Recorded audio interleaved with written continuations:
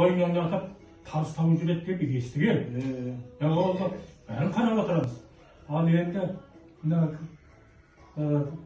біз Бекемдер 67 жылы жоғары мектепке бардық. Мен 68-69 жылы сіздер үйленген шығарсыздар. Дұрыс. Үйленгенсіздер енді сол. Ал 40 неше баланың ішінде екі қазақ, менің ағам екеуі, берінде екеуі бір класста, ар жағында 4 моңғол бар дейді. Басқасында қыз. Сіздің ағаңыз кім дегенсіз? Бақшынбектің ағаңыз кім деген кісі? Қабдеш деген. Енді ана сұрағанның немесінде бір неменің жазылуы ғой ана. Жоқ, о Қабдеш емес. Менің туған ағам Қабдеш деген. Елғұндық жақ Қайтыс болған.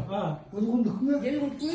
Ұлғындық ме деймін Қабдеш. Менің ағам деп отырмын ғой. Сіз қайсы мұнсыздар аға? Бірге туған ағам. Негіз қайсы мұн қария? Ұлғын.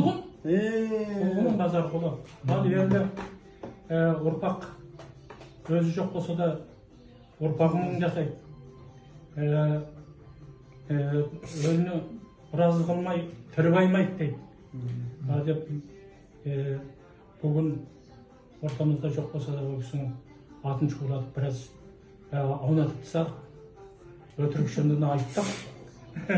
Ал енді мына жерде бәйбішесі отыр, бала-шағасы отыр, бәрілеріңізге, дастархандарыңызға, өздеріңізге рахмет. Аллаңыздың жақсылығына бөлініңіз.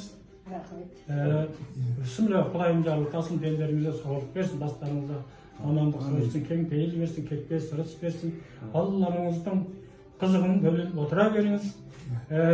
Ортасында төбелесіп жаңдадасып отырыңыздар. Оның өзі емшілге. Рахмет, Алла.